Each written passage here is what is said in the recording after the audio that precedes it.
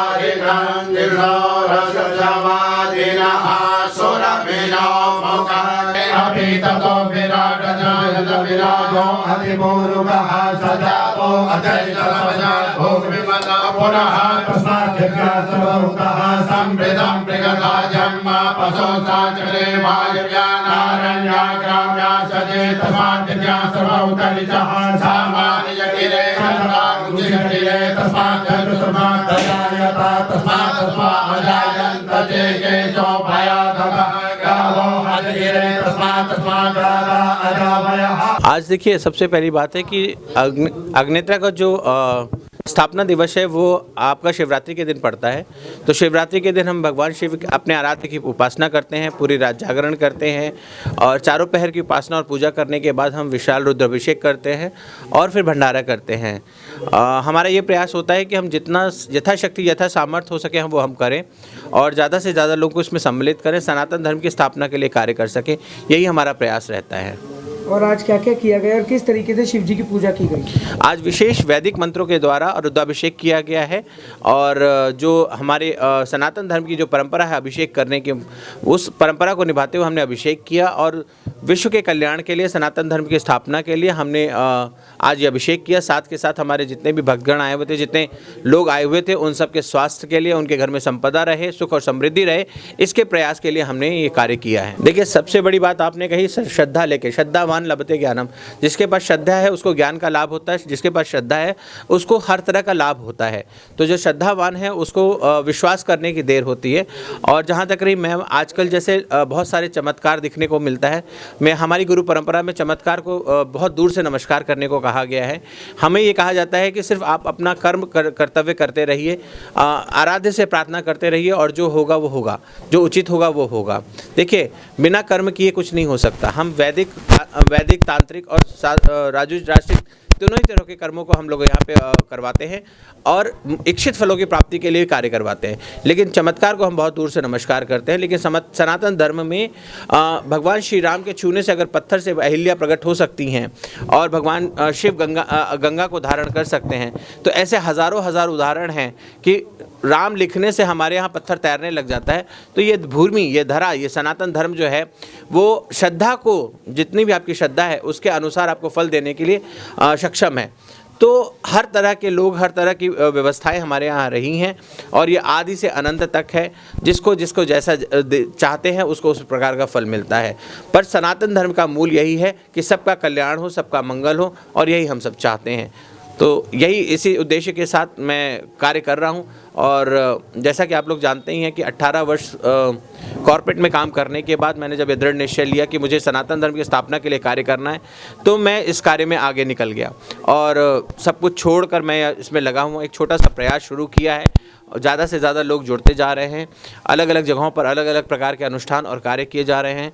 हम कई सारी विधवाओं को भी हम आश्रय देने का प्रयास कर रहे हैं, उनको रोजगार दे रहे हैं और प्रयास ये कर रहे हैं कि जो भी हमारे पास संचय हो, जो भी हमें मिले, जो भी हमारे पास प्राप्त है या जो मेरे अपने जीवन की खुद की जो जमा पूंजी है वो जन कल्याण में लगे, जनमानस के कल्याण में लगे, यही है। और मैं यही कहूँगा कि आप सब बढ़ चढ़ कर आएँ, मिले, जुड़ें और जो हो सके वो आप करें, क्योंकि कलयुग में किसी भी तरह का सहयोग महान सहयोग माना जाता है। क्योंकि दान होता है वो आप करें, चाहे यहाँ करें या कहीं भी करें, लेकिन किसी न किसी आवश्यक की किसी न किसी मदद ज़रूर करें। तो सनातन धर्म यही कहता है, वसुधैव कुटुंबकम, संपूर्ण विश्व हमारा परिवार है, उसी प्रकार हमें देखें। लेकिन हमारे यहाँ एक बात और ये कही गई है, जब ज़रूरत पड़े तो शास्त्र दीजिए और जब शस्त्र उठा लीजिए। गुरुदेव कहते थे, यह दरबार दीन को आदर, जिसे आवश्यकता है उसके लिए दरबार खुला हुआ है। 24/7 अवेलेबिलिटी है। यहाँ कोई प्रोटोकॉल नहीं है, कोई वीआईपी ट्रीटमेंट नहीं है, ना किसी को किसी से अपॉइंटमेंट लेने की ज़रूरत है। जब मैं यहाँ पर उपस्थित हूँ आप आ जाइए, राह चलते भी मिलेंगे तो भी मैं आपके लिए अवेलेबल हूँ। यहाँ कोई किसी भी तरह का वो नहीं है। जब आपको आवश्यकता लगती है, जब आपको ज़रूरत लगती है, आप यहाँ आ सकते हैं। थोड़े से पूजा पाठ के नियम होते हैं, अगर उस समय पूजा पाठ चल रही है तो आपको थोड़ा सा इंतज़ार करना पड़ सकता है, नहीं तो मैं हमेशा उपलब्ध रहता हूँ। आपको जब आवश्यकता लगे आप मुझे फ़ोन कर सकते हैं, मिल सकते हैं और अपनी बात कह सकते हैं। हमारे भगवान श्री कृष्ण ने बहुत अच्छी बात कही है, जो अभक्त है, जो मूढ़ है, उसे समझाने का प्रयास नहीं करना चाहिए।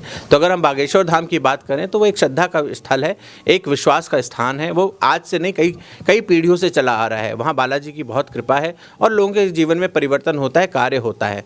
तो जिन लोगों को क्या कहते हैं कि खिसियानी बिल्ली खंबा नोचे, जिनके यहाँ कोई ये कार्य नहीं हो सकते, जो लोग ये कार्य करने में सक्षम नहीं हैं, जिनके यहाँ परिवर्तन करने की क्षमता नहीं है, वो ऐसी अनर्गल बातें करेंगे। तो भगवान राम के चरित्र से लेकर महात्मा गांधी के चरित्र से लेकर अगर आप देखें तो किसी के चरित्र को इन्होंने छोड़ा नहीं है।